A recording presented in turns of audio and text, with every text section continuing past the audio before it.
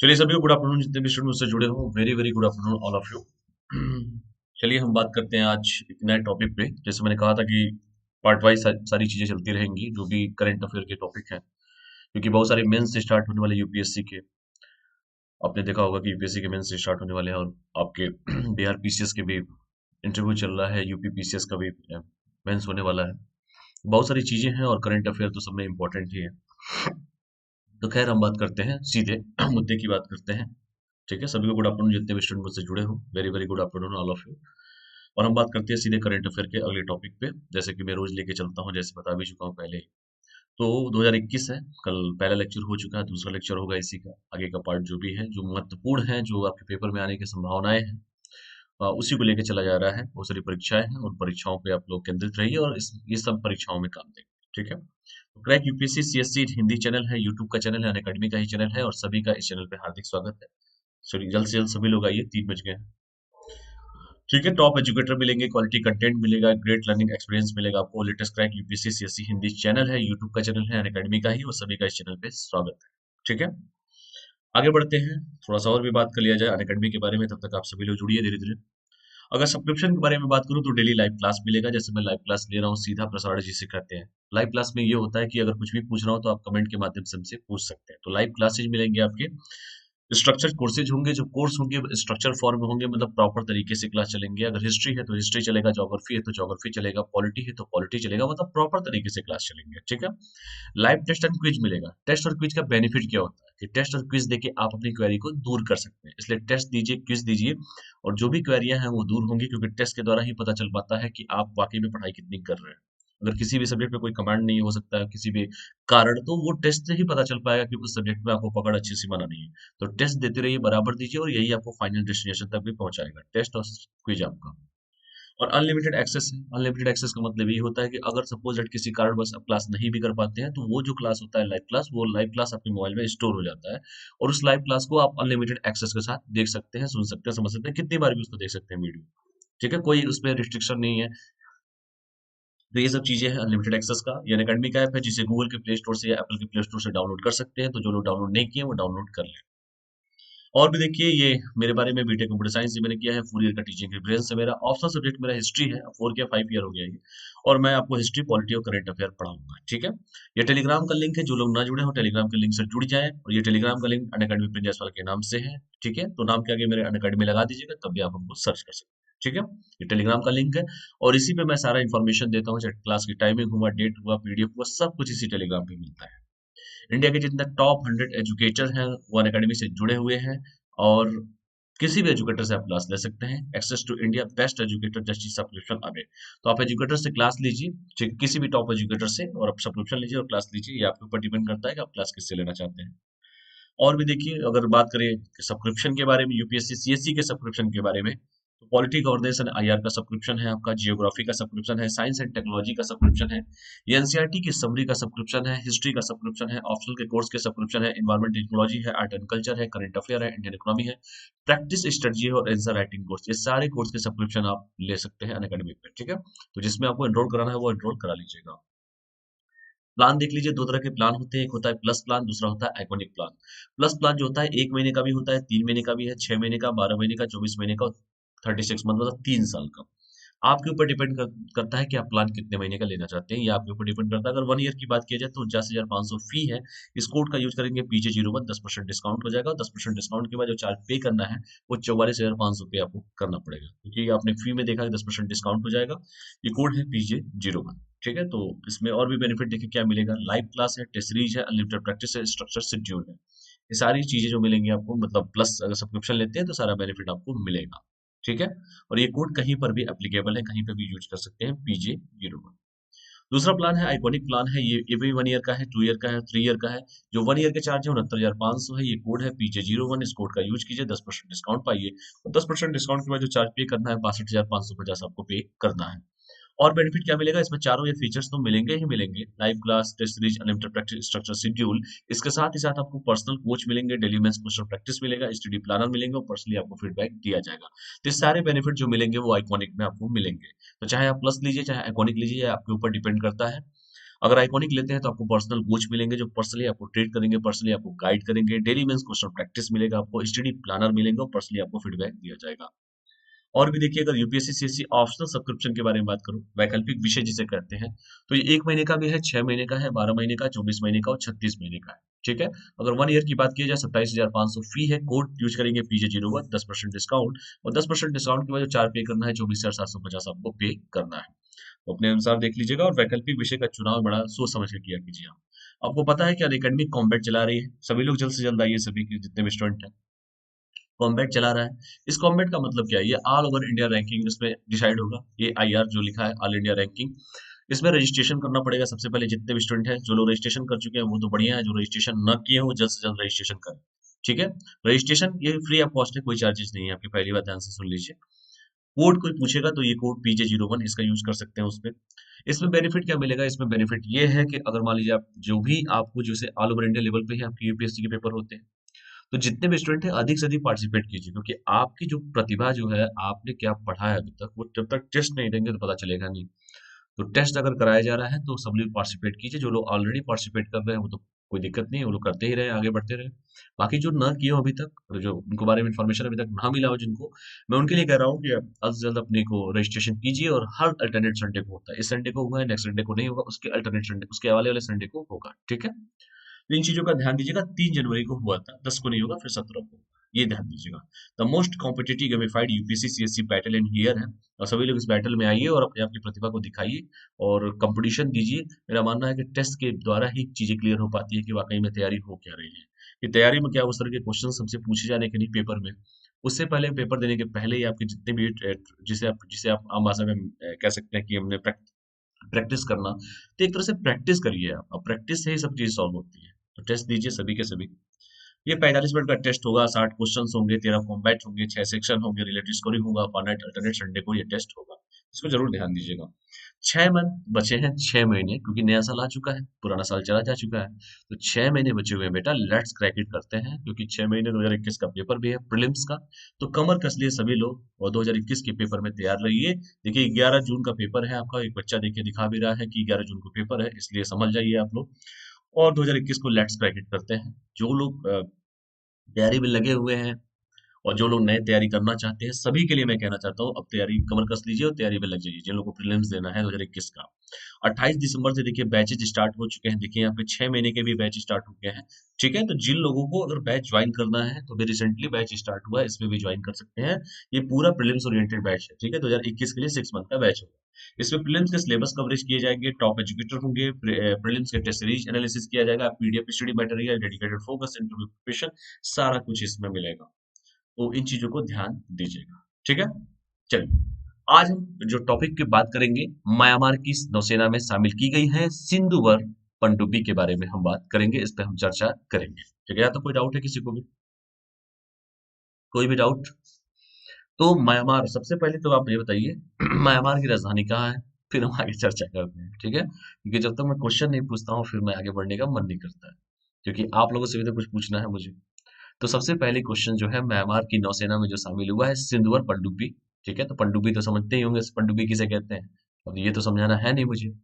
तो सबसे पहले कमेंट मार के मुझे बताइए कि म्यांमार की राजधानी क्या है। ठीक है।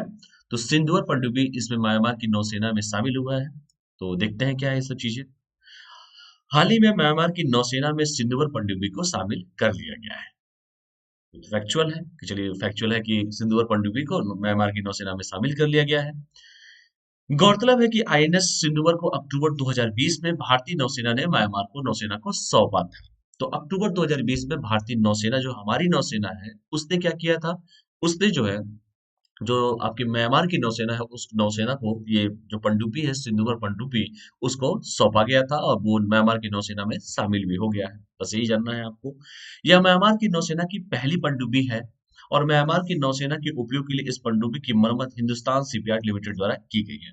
इंपॉर्टेंट पॉइंट ये है कि ये जो पनडुब्बी दी गई है वो किसके द्वारा दी गई है? तो ये भारत के द्वारा, भारत आईएनएस सिंधुवर को, जो मैंने कहा कि भारतीय नौसेना के द्वारा दिया गया है म्यांमार को। और म्यांमार की नौसेना की ये पहली पनडुब्बी है। तो ये म्यांमार के लिए बड़ा इंपॉर्टेंट हो जाता है कि उसको दिया हुआ किसने? भारत ने दिया हुआ है। और उसकी ये पहली नौसेना की पनडुब्बी है, जिसका नाम आपका है, क्या नाम है? सिंधुवर पनडुब्बी। तो ये इंपॉर्टेंट देखिए 3 क्वेश्चन यहीं से तैयार हो गए आपके। पहला कि म्यांमार की नौसेना में कौन सी पनडुब्बी शामिल हुई है, जिस सिंधुवर पनडुब्बी। दूसरा क्वेश्चन ये है कि सिंधुवर पनडुब्बी किसको मतलब पनडुब्बी मतलब किस देश के द्वारा म्यांमार को दी गई है, तो भारत के द्वारा, भारतीय नौसेना के द्वारा दी गई है। और तीसरा है कि ये जो म्यांमार की नौसेना में शामिल पहली ऐसी पनडुब्बी है, और इसका जो जो मरम्मत का काम किया है उसने किसने किया, हिंदुस्तान शिपयार्ड लिमिटेड द्वारा किया गया है। यहाँ तक किसी को कोई डाउट हो तो आप हमसे क्वेश्चन कर सकते हैं। कोई डाउट है किसी को भी? क्योंकि चीजें देखिए हर तरीके से बतानी चाहिए। मेरा मानना है कि हर पेपर में अगर एक क्वेश्चन पढ़ ले तो उससे जितने भी सब क्वेश्चंस निकल सके वो क्वेश्चन इंपॉर्टेंट हो जाए। ठीक है, अब हम बात करते हैं सिंधुवर पनडुब्बी की कि ये सिंधुवर पनडुब्बी आखिर है क्या। इस पनडुब्बी को भारतीय नौसेना ने आईएनएस सिंधुवर के नाम से जाना जाता था, और यह 1988 से भारतीय नौसेना में कार्यरत थी। यानी कि जो सिंधुवर पनडुब्बी की जिसकी हम चर्चा कर रहे हैं, जिस सिंधुवर पनडुब्बी को भारतीय नौसेना के द्वारा म्यांमार की नौसेना को दिया गया, और म्यांमार की ये नौसेना की पहली ऐसी पनडुब्बी है और जिसकी मरम्मत हिंदुस्तान शिपयार्ड लिमिटेड के द्वारा की गई है। तो ये जो सिंधुवर पनडुब्बी है, इसकी जो भारतीय ये जो था सिंधुवर पनडुब्बी के नाम से जो जाना जाता था, उसे 1988 में ही भारतीय नौसेना में ये कार्यरत था। 88 से ही कार्यरत था, और अक्टूबर 2020 में म्यांमार की नौसेना को इसको गिफ्ट किया गया, दिया गया, भाई साहब रख लो तुम।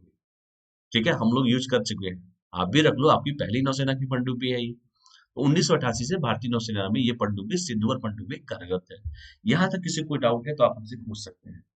कोई डाउट है किसी को भी, जितने भी स्टूडेंट मुझसे जुड़े हों, कोई भी डाउट किसी भी स्टूडेंट को डाउट हो तो पूछिए, नहीं तो आगे बढ़े। कोई डाउट है तो पेपर में देखिए किसी भी तरह के क्वेश्चंस आ सकते हैं। ठीक है, तो इन चीजों को जरूर ध्यान दीजिएगा। आगे बढ़ते हैं और भी देखिए। अब म्यांमार की नौसेना में इसे यूएमएस मिने थिएन खातू के नाम से जाना जाता है। भाई म्यांमार में वो अलग नाम देंगे ही सब, ठीक है, क्योंकि भाई उनका भी तो नाम रखना है। अगर भारतीय नौसेना की पहली मतलब म्यांमार नौसेना की पहली पनडुब्बी है सिंधुवर पनडुब्बी, जिसको भारतीय नौसेना के द्वारा उनको दिया गया अक्टूबर 2020 में, अब वो सेना में शामिल हो चुकी है नौसेना में, तो जाहिर सी बात है कोई ना कोई नाम देंगे ही। तो इसका नाम रखा गया यूएमएस मिने थिएन खातू के नाम से इसे जाना जाएगा। और ये म्यांमार की पहली पनडुब्बी है, और सिंधुवर पनडुब्बी की एक डीजल इलेक्ट्रिक पनडुब्बी है, और ये किलो श्रेणी की पनडुब्बी है। यानी कि जो सिंधुवर पनडुब्बी है एक डीजल इलेक्ट्रिक पनडुब्बी है, और ये किलो श्रेणी की पनडुब्बी है। ठीक है, यहाँ तक किसी को कोई डाउट है? उसके बाद हम संबंधों पे बात करेंगे, क्योंकि संबंध होते हैं तभी कोई किसी को गिफ्ट भी करता है, कोई किसी को देता भी है, कोई किसी के सुख दुख में साथ भी देता है। तो संबंधों पे हम बात करेंगे। ठीक है, तो हमारे बड़े प्रिय हैं म्यांमार के लोग कई मुद्दों पर। म्यांमार के विदेश मंत्री कौन है, कोई कमेंट करके बता सकता है क्या? ये म्यांमार की राजधानी तो मैंने पूछ ही लिया, विदेश मंत्री कौन है वहां की? कोई विदेश मंत्री है क्या? जो शायद हमारे दिल्ली में किसी कॉलेज से पढ़े हुए हैं शायद। बताइए, नाम ही बता दीजिए आप लोग, कोई भी ऐसा, जितने भी स्टूडेंट जुड़े हो। म्यांमार की राजधानी और म्यांमार की विदेश मंत्री। चलिए म्यांमार की विदेश मंत्री छोड़िए, बताइए ही बताइए, भारत की विदेश मंत्री कौन है ये बता दीजिए, और विदेश राज्य मंत्री कौन है ये भी बता दीजिए, क्योंकि भैया रिसेंटली कल ही पढ़ाया था मैंने आप लोग को विदेश राज्य मंत्री के बारे में। बताइए आप सभी के सभी, जितने भी स्टूडेंट जुड़े हो, विदेश राज्य मंत्री के बारे में थोड़ा सा हमको बताइए कि विदेश मंत्री कौन है, विदेश राज्य मंत्री कौन है, और म्यांमार के विदेश मंत्री कौन है ये भी बताइए। भारत और म्यांमार दोनों का संबंध जब पढ़े तो हमें जानना चाहिए। ठीक है, भारत की राजधानी तो सभी को पता है, म्यांमार की राजधानी बताइए आप लोग मुझे। ठीक है, चलिए संबंधों पे बात करते हैं, फिर कमेंट करते रहिए आप लोग। पिछले कुछ समय में भारत और म्यांमार के बीच सहयोगों में काफी वृद्धि हुई है, और यह सहयोग सैन्य तथा आर्थिक क्षेत्र में बढ़ा है। यानी कि सेना के क्षेत्र में, सैन्य क्षेत्र में और इकोनॉमिकली क्षेत्र में बढ़ा है। और हमारे संबंध बहुत पुराने भी संबंध है म्यांमार से, ये आज के संबंध है, बहुत पहले के संबंध है इनसे। भारत और म्यांमार एक त्रिपक्षीय राजमार्ग और कालाधन multi modal transit transport project का निर्माण कर रहे हैं। ठीक है, तो हर चाहे मैंने कहा ना कि किसी भी क्षेत्र की अगर हम बात करें तो हर क्षेत्र में म्यांमार और हम एक दूसरे से जुड़े हुए हैं। जैसे मैंने कहा कि भारत और म्यांमार एक त्रिपक्षीय राजमार्ग और Kaladan multi modal transit transport project का निर्माण दोनों मिलकर कर रहे हैं। ठीक है, तो चाहे आर्थिक क्षेत्र हो, चाहे नौसेना का क्षेत्र हो, कोई भी क्षेत्र हो, सैन्य क्षेत्र हो, हर क्षेत्र में म्यांमार और हम एक दूसरे से मिलकर काम कर रहे हैं। यहाँ तक कोई डाउट है किसी को भी? कोई भी डाउट, कोई डाउट हो तो आप हमसे पूछ सकते हैं। ठीक है, आगे बढ़ते हैं और भी देखिए। ये मल्टी मॉडल की जो बात कर रहा था, ये मल्टी मॉडल जो प्रोजेक्ट है कोलकाता के सीटवे बंदरगाह से जोड़ा जाएगा। ठीक है, और यह परियोजना म्यांमार की कालादान नदी को भारत के उत्तर पूर्व से यानी कि नॉर्थ ईस्ट से जोड़ेगी। देखिए हमारे नॉर्थ ईस्ट के लिए कितना बेनिफिशियल होगा। आप मैप पे भी देखेंगे तो नॉर्थ ईस्ट से देखिए कैसे कैसे वो जुड़ा हुआ है, खुद देख सकते हैं इन चीजों को। ठीक है, तो ये जो मल्टी मॉडल जो प्रोजेक्ट की जो मैं बात कर रहा था, कोलकाता को सीटवे बंदरगाह से जोड़ेगा, क्योंकि ये बंदरगाह के द्वारा ही तो व्यापार होता भी है। और कलकत्ता में कौन सा बंदरगाह है, थोड़ा नाम तो बताइए हमें। हल्दिया बंदरगाह का नाम सुना है क्या आप लोगों ने? अच्छा, भारत में टोटल कितने बंदरगाह हैं यही बता दीजिए मुझे। सबसे नया बंदरगाह कौन है यही बता दीजिए मुझे। कोई है महारथी जो बता सके मुझे? क्योंकि व्यापार जो है नदियों के रास्ते ही अगर होता है, ट्रेड जो होता है, तो कोई तो भाई उसके बारे में पता तो होना चाहिए ना कि पश्चिम बंगाल में कौन सा बंदरगाह है, बताइए। पश्चिम बंगाल की राजधानी कौन है यही बता दो। पश्चिम बंगाल के राज्यपाल कौन है ये भी बता दीजिए। पश्चिम बंगाल के सीएम कौन है ये भी बता दीजिए अगर बताना हो तो। और पश्चिम बंगाल की जो पार्टी सत्ता में है, क्या वो राष्ट्रीय पार्टी है कि नहीं है? तो देखिए यहां से देखिए मैंने एक शब्द से कितने शब्द खेल लिए आपके साथ। मैंने यही क्वेश्चन लिखा है ना कि मल्टी मॉडल जो प्रोजेक्ट होगा, वो प्रोजेक्ट जो होगा, कोलकाता जो है वेस्ट बंगाल की जो राजधानी कोलकाता है उसको चीटीवे बंदरगाह से जोड़ेगा। और यह परियोजना जो होगी म्यांमार की काला नदी को भारत के उत्तर पूर्व में नॉर्थ ईस्ट से जितने भी है नॉर्थ ईस्ट से जुड़ेगी। तो मैंने यही पूछा आप लोगों से कि वर्तमान में कोलकाता के सीएम कौन है। ठीक है, राज्यपाल कौन है, यही मैंने आपसे पूछा। और उसके साथ साथ मैंने ये भी पूछा कि कोलकाता में जो पार्टी सत्ता में है वो पार्टी क्या राष्ट्रीय पार्टी का दर्जा उसको प्राप्त है कि नहीं प्राप्त है। और भारत में कितनी ऐसी पार्टियां हैं जिनको राष्ट्रीय पार्टी का दर्जा प्राप्त है। कमेंट सीधा है, यस या नो में जवाब दीजिए आप सभी के सभी। क्योंकि जब तक जवाब नहीं देंगे तो आपके अंदर की जो क्वेरी है वो बाहर नहीं निकलेगी। ठीक है, जवाब दीजिए आप सभी के सभी। और आगे बढ़ते हैं हम। भारत म्यांमार में शरण ले रहे उत्तरी पूर्वी क्षेत्र के उग्रवादी समूहों से चिंतित है। शरणार्थी देख ही रहे हैं, समस्या की बहुत सारी चीजें चल चुकी है, इन चीजों को लेके मैं उस डिबेट में अभी नहीं आना चाहता हूँ। और वे National Democratic Front of Bodoland और यूनाइटेड नेशनल लिबरेशन फ्रंट है, जिनके कारण जो उग्रवादी समूह है नॉर्थ ईस्ट में, और जिसके कारण बहुत सारी चर्चाएं अभी हो चुकी हैं। उग्रवादी समूह को तरह तरह तरह के देख ही रहे हैं क्या वो करते रहते हैं। तो म्यांमार में जो शरण ले रहे हैं उत्तर पूर्वी क्षेत्र के जो उग्रवादी समूह से हम चिंतित हैं। और वे National Democratic Front of Bodoland और यूनाइटेड नेशनल लिबरेशन फ्रंट है। और मई 2020 में म्यांमार ने भारतीय विद्रोही समूहों के 22 कैडरों को सौंप दिया, तो उनको वहां पे प्रोडक्शन मिलता है। और हमारे लिए एक चिंता का विषय भी ये बन जाता है, क्योंकि देश में अगर उग्रवाद होगा, देश में अगर ये सब घटनाएं होंगी, तो कहीं ना कहीं अलगाववाद की स्थिति उत्पन्न जरूर होगी। ठीक है, जहां शांति रहेगा, जहां समृद्धि रहेगा, वहीं पे कोई प्रोजेक्ट भी लगता है, ये सब बता चुका हूं आपको। तो अगर पूर्वोत्तर भारत में नॉर्थ ईस्ट के भारत की बात किया जाए, पूर्वोत्तर नॉर्थ ईस्ट की अगर मैं बात करूं, तो जितने भी एरियाज हैं अगर वहां पे अमन होगा, चैन होगा, शांति होगा, तो प्रोजेक्ट लगेंगे, तो रोजगार किसको मिलेगा? उन्हीं लोगों को तो मिलेगा। और उग्रवादी समूह की जो बात की जा रही है, तरह तरह के उग्रवादी समूह जो है, जो बीच में रोड़ा बने हुए हैं। और ये चिंता का विषय है, हमारे सिक्योरिटी के लिए भी बहुत बड़ा विषय है। ठीक है, क्योंकि आंतरिक सुरक्षा हो चाहे बाह्य सुरक्षा हो, हर सुरक्षा इंपॉर्टेंट हो जाता है किसी भी देश के लिए। तो वही मैंने कहा कि भारत म्यांमार में शरण ले रहे हैं जो भी हमारे उत्तरी पूर्वी क्षेत्र के जो उग्रवादी संगठनों से हम चिंतित हैं, जो लोग वहां पे शरण पा रहे हैं उनको शरण दिया जा रहा है। और मैंने बार बार कह चुका हूं कि बहुत सारे ऐसा नहीं है कि सभी दूध के धुले हुए हैं, फंडिंग बहुत भी बाहर से होती रहती है। ठीक है, और नॉर्थ ईस्ट आपको पता ही है कि जितने भी वहां पे जितने भी राज्य हैं वो हमारे लिए बहुत ही महत्वपूर्ण है। खैर इस पे कभी और भी चर्चा कर लेंगे हम। तो जो मई 2020 में जैसे मैंने कहा कि म्यांमार ने भारतीय विद्रोही समूहों के 22 कैडरों को सौंप दिया था। ठीक है, तो ये चीजें हैं भारत और म्यांमार के संबंध में। और भी देख लीजिए, भारत और म्यांमार ने हाल ही में ऊर्जा के सेक्टर में, संचार, स्वास्थ्य, बुनियादी ढांचे जैसे विभिन्न क्षेत्रों में 10 समझौते पर हस्ताक्षर किए। जैसे मैंने कहा कि आर्थिक सेक्टर पर भी सारे किए ही हैं इन्होंने। और दोनों देशों के बीच मौजूदा द्विपक्षीय जो व्यापार है 1.7 बिलियन अमेरिकी डॉलर का है। और भारत म्यांमार का 5वां सबसे बड़ा व्यापारी भागीदार है। तो ध्यान से इन चीजों को पढ़ लीजिएगा कि भारत और म्यांमार के संबंध में इंपॉर्टेंट क्या क्या है। जैसे मैंने कहा कि नौसेना के क्षेत्र में हो, चाहे आर्थिकी के क्षेत्र में हो, चाहे ट्रेड की बात अगर हम करें, तो भारत और म्यांमार के जो मैंने बातें किया है कि भारत जो है भारत म्यांमार जो है का पांचवा सबसे बड़ा व्यापारिक भागीदार है। और दोनों के बीच में जो ट्रेड हुआ है, जो व्यापार हुआ है, द्विपक्षीय व्यापार हुआ है, वो 1.7 बिलियन अमेरिकी डॉलर का हुआ है। ठीक है। और जो संगठन की मैंने बात किया, जिस संगठनों के उग्रवादी संगठनों को जिनको पनाह दिया जा रहा था म्यांमार में, इसके कारण हमारे लिए एक चिंता का विषय भी बन जाता है। अभी मैंने कहा कि 22 कैडरों को पकड़ के भारत को सौंपा भी गया था। ठीक है। तो ये होता रहता है, ये सब चीजें होती रहती हैं, और इस पे लगाम लगाना बड़ा जरूरी भी है सरकार के लिए, एक चिंता का विषय भी है। चाहे सुरक्षा आंतरिक हो, चाहे सुरक्षा बाहरी हो, लेकिन सरकार के बिहाफ पे देखा जाए तो ये हमारे लिए इम्पोर्टेंट हो जाता है, क्योंकि अमन चैन जहाँ रहेगा वहीं पे समृद्धि भी होती है। यहाँ तो कोई डाउट है किसी को?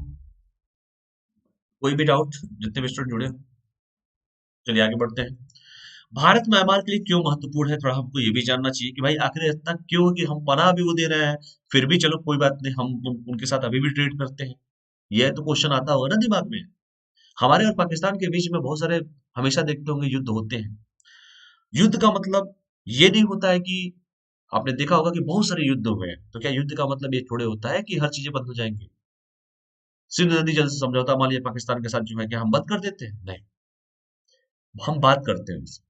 डोकलाम के विवाद में चाइना से हमारी जो बात हुई थी, कितने महीने तक हमारे सैनिक और उनके सैनिक खड़े थे, लड़ाइयाँ हो रही थी, वो भी अड़े हुए थे, हम भी अड़े हुए थे, लेकिन हम बातों से समस्या को समाधान की।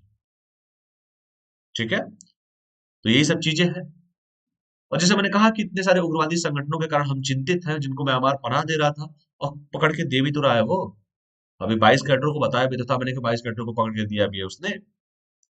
और जैसे मैंने कहा कि भारत म्यांमार का पांचवा व्यापारिक जो भागीदार है, 1.7 बिलियन अमेरिकी डॉलर का हम लोगों ने व्यापार किया है दोनों ने मिलकर। और हर सेक्टर में, चाहे वो ऊर्जा हो, चाहे संचार हो, चाहे स्वास्थ्य हो, चाहे बुनियादी ढांचे, जो भी चीजें हैं, सभी सेक्टरों में हमने समझौता किया उसके साथ। ठीक है।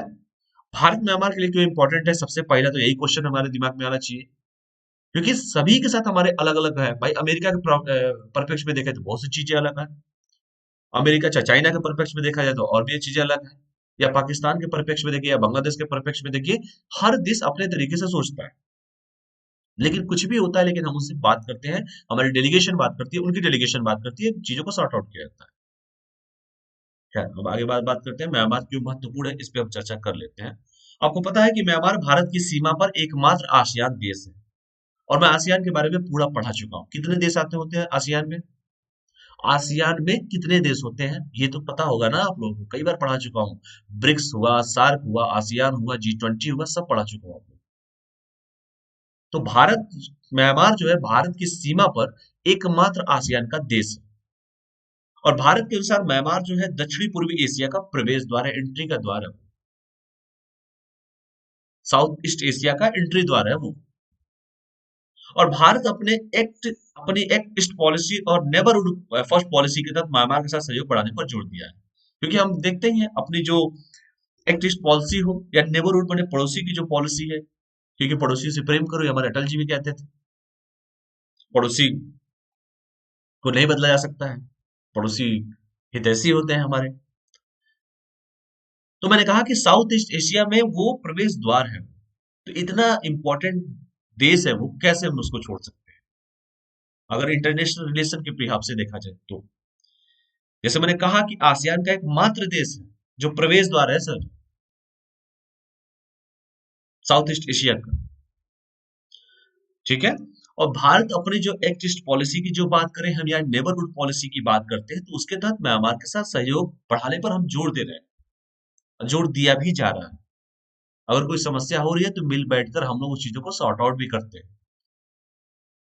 यहां तक किसी को कोई डाउट है? मैं थोड़ा ब्रीफ करके बता रहा हूँ, क्योंकि मेंस भी चल रहा है, लड़कों का इंटरव्यू भी चल रहा है, तो ब्रीफ करना भी थोड़ा जरूरी था। ठीक है। यहाँ तो कोई डाउट है किसी को? चलिए और आगे बढ़ते हैं। अगला जो टॉपिक है, यहाँ तो कोई डाउट अगर किसी को हो तो अभी भी कह सकता है मुझे, क्योंकि एक्ट ईस्ट पॉलिसी क्या होती है, आसियान में कितने देश होते हैं, कौन कौन से देश हैं, और साउथ ईस्ट एशिया का प्रवेश द्वार है। तो जब प्रवेश द्वार ही है तो भाई इंपॉर्टेंट तो वैसे ही है वो, उस पर तो चाइना भी नजर मार के गड़ाएगा, भैया इसको अपनी तरफ ले। यहां तक किसी कोई डाउट हो तो आप हमसे संवाद कर सकते हैं, पूछ सकते हैं, कमेंट कर सकते हैं, बताइए। क्योंकि मैंने सारे डायमेंशन आपसे क्लियर कर दिए कि किसी से भी अगर वैचारिक मतभेद होता है किसी भी देश के साथ, इसका मतलब ये थोड़े को हम सीधे युद्ध करते हैं। युद्ध कोई सोल्यूशन नहीं है। युद्ध आखिरी सोल्यूशन होता है किसी भी चीज का। पहले बैठ के बात करते हैं उससे। ठीक है, चलिए आगे बढ़ते हैं अगले टॉपिक पे। विस्टोडम टूरिस्ट कोच ने 180 किलोमीटर प्रति घंटे का स्पीड ट्रायल सफलतापूर्वक पूरा किया है। तो देख लेते हैं, इतना इंपॉर्टेंट तो नहीं है, फिर भी देख लेते हैं क्या दिक्कत है। ठीक है, तो देखिए ये सब चीजें क्या है। ये कौन सा टूरिस्ट कोच है और किसने इतना किलोमीटर 180 किलोमीटर प्रति घंटा की स्पीड का ट्रायल सफलतापूर्वक पूरा किया है। तो देखते हैं क्या है। नया साल है तो किलोमीटर प्रति घंटा बढ़ रहा है क्या नए साल में? ऐसा नहीं है, कुछ नया है तो देख लेते हैं क्या है। चलिए पेपर में पूछे भी जाते हैं। जब T18 निकला था ट्रेन 18, शायद T18 या T19 था, कोई निकली थी ना कोई ट्रेन जो दिल्ली से लेके आपकी बनारस तक चलती थी। चलती थी क्या, चलती है भी शायद। वंदे भारत करके साथ था ना वो। हाँ, कि वंदे मातरम था, क्या था, वंदे भारत। चलिए, पेपर में पूछा गया, ध्यान से पढ़िएगा। विस्टाडोम टूरिस्ट कोच ने 180 किलोमीटर प्रति घंटे की स्पीड का ट्रायल सफलतापूर्वक पूरा किया। ये टॉपिक भी है, देखते हैं क्या है। तो वही है, सफलतापूर्वक परीक्षण हो चुका है और इसकी जानकारी जो हमारे रेल मंत्री हैं जिनका नाम है पीयूष गोयल साहब, उन्होंने ट्वीट के माध्यम से दे दिया है कि भैया देखो, हम ऐसा टेंशन मत लिया करो, 60 70 80 पे नहीं चलेगी हमारी गाड़ियां। 140 तक हम पहुंचा चुके थे, अब 180 तक पहुंचाने की कोशिश कर रहे हैं हम। और हम तो बुलेट ट्रेन की भी बात कर रहे हैं। और पहली बुलेट ट्रेन आप हमको कमेंट करके बताइए कि पहली जो बुलेट ट्रेन है किस देश के सहयोग के साथ, किस रूट से लेके किस रूट तक वो चली मतलब चल रही है, अभी प्रोसेस में है। दूसरे का भी सर्वे हो रहा है, तो पहले पहले का ये बता दीजिए। और ये पेपर में क्वेश्चन पूछा गया है। चलिए बताइए क्वेश्चन का आंसर। जो पहली बुलेट ट्रेन है वो कहां से कहां तक चली थी और किस देश के सहयोग से बुलेट ट्रेन को प्रस्तावित किया जा बात किया जा रहा है कि बुलेट ट्रेन किस देश के सहयोग से विकसित किया जा रहा है। जापान का नाम सुना है ना। मेट्रो भी दिया हुआ उसी का गिफ्ट है, उसी की टेक्नोलॉजी हम हायर कर रहे हैं।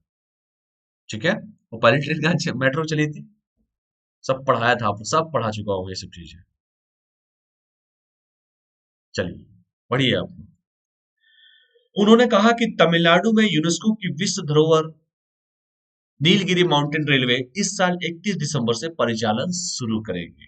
तमिलनाडु में यूनेस्को की विश्व धरोहर स्थल नीलगिरी जो माउंटेन फाउंडेशन है, रेलवे है, नीलगिरी की जो पहाड़ियां हैं, नीलगिरी के जो माउंटेन है, वो रेलवे इस साल 31 दिसंबर से परिचालन शुरू कर देंगी। तो तमिलनाडु की बात आ गई है। तो आप मुझे ये बताइए, मैं रिसेंटली भी क्वेश्चन पूछा था कि तमिलनाडु की बात जब आई है तो आप मुझे ये बताइए कि तमिलनाडु में वर्तमान में सीएम कौन है, वहां के राज्यपाल कौन है। क्योंकि देश के हमारे भूतपूर्व राष्ट्रपति, missile man of India doctor APJ Abdul Kalam साहब भी तमिलनाडु से ही थे, रामेश्वरम से। कमेंट करके बताइए आप सभी के सभी, तमिलनाडु के सीएम कौन है और किस पार्टी से है। जयललिता पहले रह चुकी थी, जिन्हें अम्मा के नाम से सभी लोग जानते भी थे। कौन सी पार्टी से थी जयललिता, कोई बता सकता है।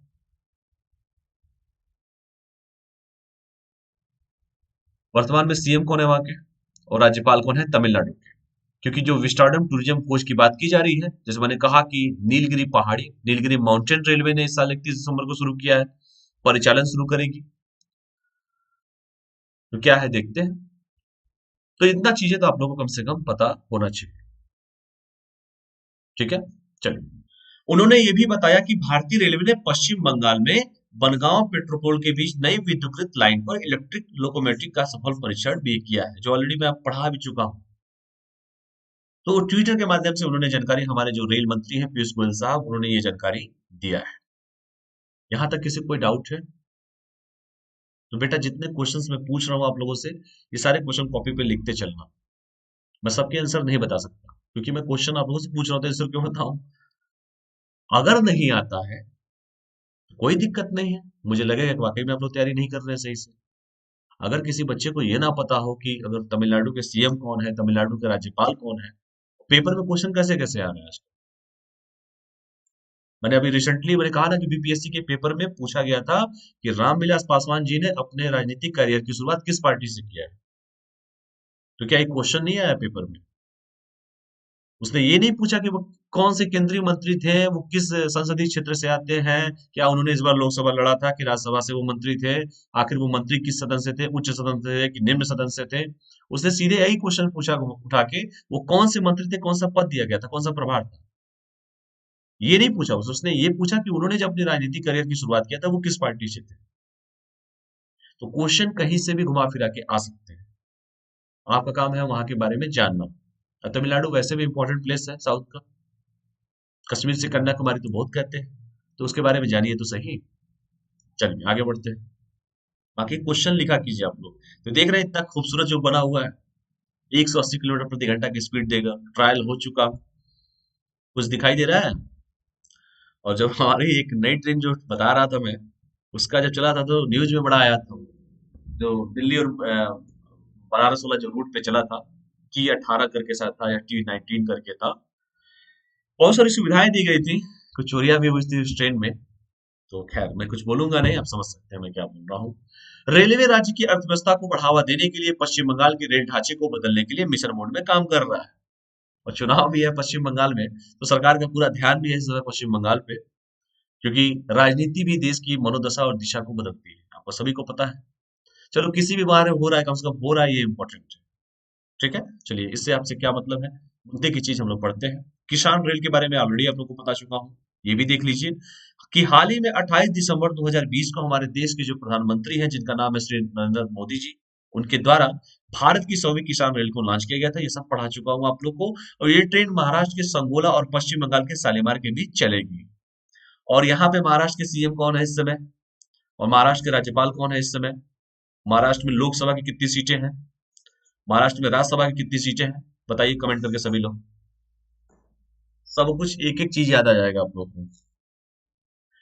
ठीक है, क्योंकि ये देश के अंग ही हैं हमारे, तो जानिए सबके बारे में। महाराष्ट्र शायद पॉपुलेशन में सेकंड स्थान है जहां तक मुझे लगता है। राज्यों की अगर बात किया जाए तो सबसे ज्यादा उत्तर प्रदेश में है, फिर यूपी के बाद शायद महाराष्ट्र है कि बिहार है, कमेंट करके बताइए थोड़ा हमको, यही बता दीजिए आप लोग, क्योंकि जरूरी है। और 28 दिसंबर 2020 को भारत की 100वीं किसान रेल चली है, और वो भी चली है कहां से कहां तक, महाराष्ट्र से लेके आपके पश्चिम बंगाल। और दोनों में क्या वहां पे सत्ताधारी पार्टी जो है केंद्र में, क्या उसकी सरकार है क्या, नहीं है। तो चलो इसी बहाने कुछ हो भी रहा है वहां पे। तो यही सब चीजें हैं, धीरे धीरे सीखेंगे आप लोग भी। खैर, तो सीएम कौन है वहां के, पश्चिम बंगाल को तो ऑलरेडी मैं पूछ ही चुका हूँ आप लोगों से। महाराष्ट्र का बताइए आप लोग। लोकसभा की कितनी सीटें हैं वहां पे, और राज्यसभा की कितनी सीटें हैं। चलिए ये सब चीजें ध्यान दीजिएगा, लिख लीजिएगा कॉपी में जिनको नहीं पता होगा। और इस ट्रेन में वही किसान रेल सब पढ़ा चुका हूँ आप लोगों को, वही शिमला मिर्च है, फूल गोभी, पत्ता गोभी, मिर्च, प्याज जैसी जितनी चीजों का परिवहन किया जाएगा, मतलब इधर से उधर जाएगा सामान जो चीजें हैं। जैसे मोदी जी ने भी कहा था कि किसानों की आय को दोगुना करना है 2022 तक। और खैर मैं कुछ बोलूंगा नहीं, इसमें कोई कमेंट नहीं करूंगा। देश का किसान कहाँ खड़ा है आज, इस पे कोई कमेंट नहीं होगा, आप खुद समझदार हैं। ठीक है, चलिए आगे बढ़ते हैं। इसके अलावा यह संतरे, अंगूर, केला, अनार इत्यादि का परिवहन भी करेगी। ठीक है, तो किसान रेल जो चल रहा है उसका मेन यही था, सरकार का कहना यही था कि हम अधिक से अधिक किसान रेल को चलाएंगे, ताकि जो भी हमारे किसानों के प्रोडक्ट है उस सामानों को मार्केट में भेजा जाए, एक जगह से दूसरी जगह स्थानांतरित किया जाए, जिससे किसानों का रेवेन्यू जनरेट हो, किसानों की आय को दोगुना किया जाए। और वैसे भी इनका नारा था 2022 तक किसानों की आय को दोगुना करना। तो 21 चल रहा है, 22 का इंतजार है, कोई दिक्कत नहीं है। चलिए ये सब चीजें हैं, ये सब चीजें चलती रहेंगी। और वैसे भी केंद्रीय बजट में हम दौरान ये प्रस्तावित भी किया गया था, जो इसका विचार था किसान रेल का। और किसान रेल का जो लक्ष्य है, दूध है, मांस है, मछली है, फल और सब्जियों के लिए नेशनल कोल्ड सप्लाई चेन का निर्माण करना था। ठीक है, और इसे फ्रेट एक्सप्रेस ट्रेनों में रेफ्रिजरेटर को शामिल है, उसमें रखा जाएगा जो चीजें, ताकि वो कोल्ड स्टोरेज में सही तरीके से रह सके, खराब ना हो। ठीक है, और इसे हासिल करने के लिए भारतीय रेलवे ने 17 टन की क्षमता वाली रेफ्रिजरेटर पार्सल वैन विकसित की है। किसने किया, भारतीय रेलवे ने, इंडियन रेलवे ने। और यह parcel van rail coach factory Kapurthala के माध्यम से खरीदे गए हैं। तो कपूरथला का नाम शायद आप लोगों ने सुना होगा, तो कपूरथला कहाँ पर है, थोड़ा कमेंट करके हमको बताइए। यही बता दीजिए, कपूरथला के जो के माध्यम से जो रेल कोच फैक्ट्री जो कपूरथला है, वो कपूरथला किस स्टेट में पड़ता है। कुछ पिक्चरों से भी सीख लिया करो, बहुत बार दिखाया है। चलिए पढ़िए आराम से। तो भारतीय रेलवे के पास वर्तमान में 9 ऐसे रेफ्रिजरेटर वैन है और इन्हें राउंड ट्रिप के आधार पर बुक किया जा सकता है। आगे है, आगे और भी आएंगे, कोई दिक्कत नहीं, अभी तो इतने ही खरीद के काम चला रहे हैं। और मालगाड़ी का 1.5 गुना है किराया, सामान्य किराना जो किराया है उस किराए से दो 1.5 गुना है। ठीक है, तो इन चीजों को सब पढ़ा चुका हूँ, मुझे उम्मीद है कि आप लोगों को समझ में आ जाएगा, इतना ज्यादा उसमें डिबेट नहीं करना है मुझे, क्योंकि किसान रेल के बारे में सारा डिटेल पढ़ा चुका हूँ। आप प्रीवियस वीडियो जाके उठा के देख लीजिएगा, एक एक लाइन पूरा डिटेल पढ़ाया हूँ मैं उसमें। तो क्योंकि सब एक दूसरे से लिंकेड होते हैं, मैं बार बार कहता हूँ, वही चीजें बार बार रिकॉल होती रहेंगी घुमा फिरा के। अब मैं तमिलनाडु फिर आएगा तो फिर वही क्वेश्चन पूछूंगा कि सीएम कौन है, वहां के राज्यपाल कौन है, लोकसभा कितनी सीटें, राज्यसभा की सीटें कौन है, वहां पे किस पार्टी की सरकार है। ठीक है, तो ये सब चीजें होती रहेंगी, जिस राज्य का आएगा तो वो सब क्वेश्चन, तो पहला क्वेश्चन तो ये दिमाग में होना चाहिए कि आखिर वो वहां पे है कौन।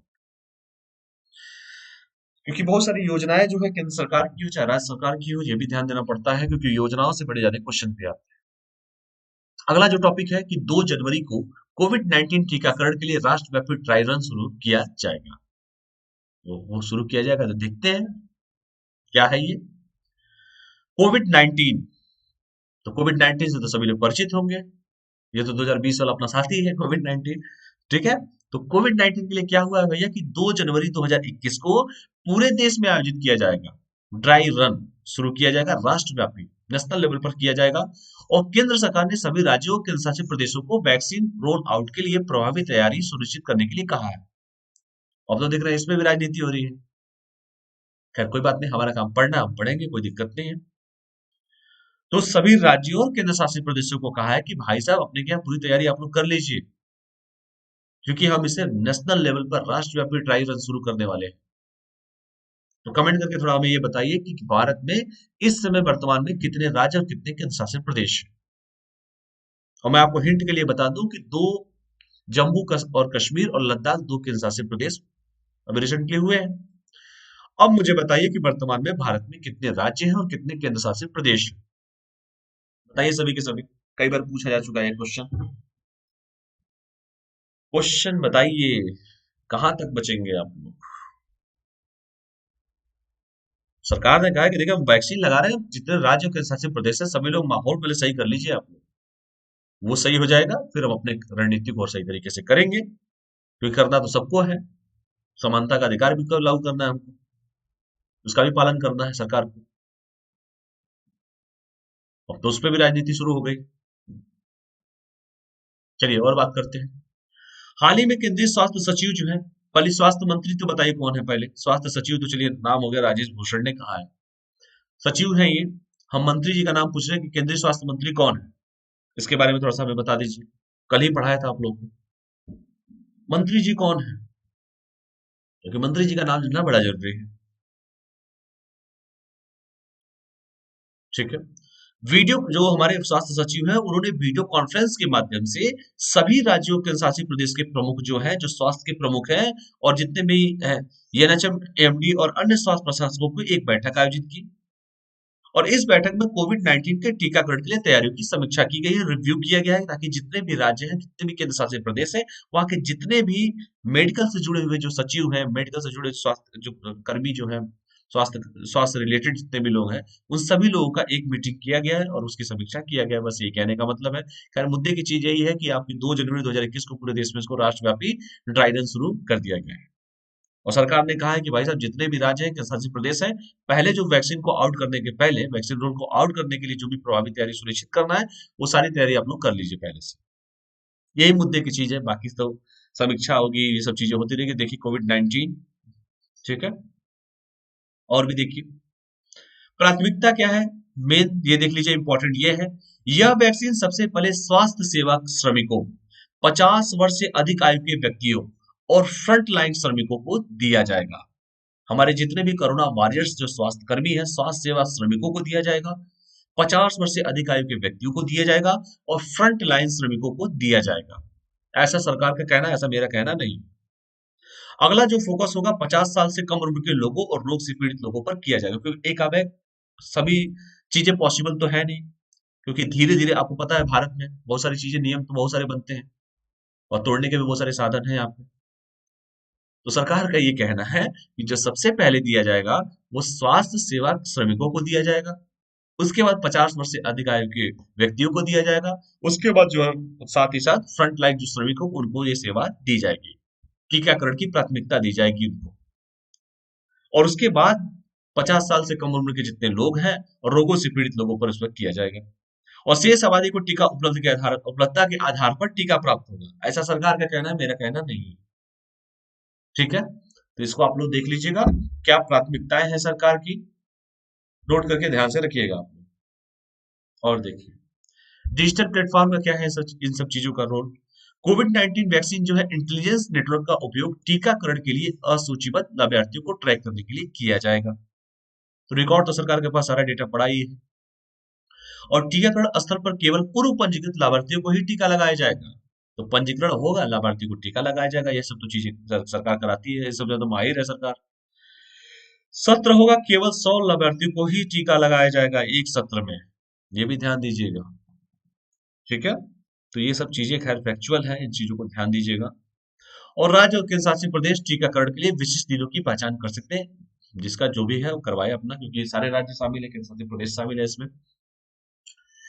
टीकाकरण की टीम जानना है तो जान लीजिए, नहीं तो छोड़ दीजिए, कोई दिक्कत नहीं है। टीकाकरण टीम में 5 सदस्य शामिल होंगे, इनमें डॉक्टर साहब होंगे, फार्मासिस्ट होगा, स्टाफ नर्स होंगे, इंजेक्शन देने के लिए कानूनी रूप से अधिकृत कोई व्यक्ति होगा, क्योंकि वही तो टीका लगाएगा। हम नेताजी लोग घूम घूम कर टीका तो लगाएंगे नहीं, टीका लगाने वाला काम डॉक्टर का है, मतलब डॉक्टर के परामर्श से ही सारा काम होगा, वही बताएंगे कि अपना कैसे है, कि मंत्री जी जाकर वहां टीका लगा देंगे। ठीक है, और टीकाकरण जो ऑफिसर होगा वह व्यक्ति होगा जो लाभार्थियों के पंजीकरण की स्थिति की जांच करेगा, तो देखेगा उसमें भी कुछ हो जाए तो कर दिया जाए। और यह पुलिस, नागरिक सुरक्षा, यूएनएसएस, एनसीसी, होमगार्ड से एक व्यक्ति होगा, जो 5 व्यक्तियों का जो मैं नाम आपको बता रहा हूं इसमें से। और टीकाकरण अधिकारी 2 वह व्यक्ति होगा जो पहचान दस्तावेजों को प्रमाणित करेगा कि भाई ऑथेंटिक है कि नहीं है। और टीकाकरण अधिकारी जो होगा करण अधिकारी, और 4 सहायक कर्मचारी है जो भीड़ प्रबंधन के लिए जिम्मेदार है। खैर इतना लंबा चौड़ा जानने की जरूरत नहीं है, इतना तो आप लोग जब लगेगा उतना तब भी जान जाएंगे। मेन चीजें जो है वो इंपॉर्टेंट है कि सबसे पहले प्राथमिकता किसको दी गई। ठीक है, बाकी कौन अधिकारी होगा, कौन काम करेंगे, ये सब चीजें तो खैर कॉमन सी चीज है, आप लोग समझ भी सकते हैं, इतना डीप नहीं पूछा जाएगा किसी परीक्षा में। अगला जो है सबसे इंपॉर्टेंट है आसपा कानून। आसपा कानून की अगर हम बात करें, arm forces special power act की अगर हम बात किया जाए, बड़ा इंपॉर्टेंट है पेपर के लिहाज से, और बहुत क्वेश्चन पूछे भी जाते हैं। और खैर मैं क्या बोलूं, वहां पे एक लेडी था जिन्होंने इनका बड़ा विरोध किया था आसपा कानून का। नाम कोई बता सकता है? चुनाव भी वो लड़ी थी, चुनाव हार गई भी थी, पूर्वोत्तर की थी वो, कोई नाम बता सकता है उनका? कोई भी, जितने भी स्टूडेंट जुड़े हो। पूर्वोत्तर की एक लेडी थी जिन्होंने चुनाव लड़ा था, और बहुत सालों से वो इस कानून का विरोध कर रही थी, चुनाव हार भी गई है। पूर्वोत्तर भारत की, मतलब पूर्वोत्तर साइड से ही आती थी वो। खैर चलिए मैं आसपा के बारे में बता देता हूँ क्या है। AFSPA arm force special power act क्या है। हाल ही में जो कानून है आसपा, वो सुर्खियों में था। और क्यों था? क्योंकि केंद्र सरकार ने नागालैंड को अशांत क्षेत्र घोषित करते हुए सशस्त्र बल अधिनियम 1958 को नागालैंड में 6 महीने के लिए बढ़ाया है। नागालैंड में बढ़ाया है। नागालैंड की राजधानी क्या है? वहां का सीएम कौन है इस समय? कमेंट करके पहले बताइए आप लोग। क्योंकि नागालैंड को अशांत क्षेत्र घोषित करते हुए, तो जब शांति नहीं होगी तो सरकार ने कहा कि भैया ऐसा है कि जो कानून चला तब 6 महीने और बढ़ाओ इसको। ठीक है, इसीलिए सुर्खियों में भी है आसपा कानून। आगे देखते हैं, बाकी सब बताया जाएगा आपको, टेंशन मत लीजिए क्या है क्या नहीं है। पहले ये जानिए कि ये जो कानून है ये सुर्खियों में इसीलिए है कि सरकार ने कहा है कि देखिए नागालैंड में अभी भी अशांत क्षेत्र घोषित है, कई जगह अशांति है वहां पे। इसीलिए उन्होंने कहा कि जो हमारा एक्ट है 1958 का जो एक्ट है आसपा का, उसमें नागालैंड को 6 महीने के लिए और बढ़ाया गया है नागालैंड में। अब हम बात करते हैं कि क्या है ये सशस्त्र बल विशेष शक्तियां अधिनियम एक्ट 1958 क्या है। 1958 एक्ट आसपा का, आसपा को 1958 में लागू किया गया था। और इसका उपयोग किया जाता है अशांत घोषित किए गए क्षेत्रों में किया जाता है। जो क्षेत्र शांत नहीं है, जहां शांति है, वहां पे किया जाएगा इसका। और इस अधिनियम के द्वारा किसी क्षेत्र में धार्मिक, नस्लीय, भाषी तथा समुदायों के बीच विवाद के कारण इसे राज्य अथवा केंद्र सरकार द्वारा अशांत घोषित किया जा सकता है। जो इस एक्ट में दिया गया है, जो इस एक्ट में बताया गया है, जो अधिकार दिए गए हैं कि कोई भी अगर ऐसा राज्य ऐसा है, अगर वहां पे किसी भी क्षेत्र में धर्म के कारण, नस्लीय भेदभाव के कारण, भाषाई तथा समुदायों के बीच विवाद के कारण अगर वहां पे अशांति है, अशांत क्षेत्र केंद्र या राज्य सरकार द्वारा उसे घोषित भी किया जा सकता है। ये है अस्पताल कानून। और नागालैंड जो क्षेत्र है वहां पे अशांत है, अशांति घोषित किया गया है, अशांत क्षेत्र घोषित किया गया उसको। इसीलिए सरकार ने कहा कि भाई साहब 6 महीने के लिए इसको बढ़ाओ, इसीलिए वो चर्चा का विषय भी बना हुआ है।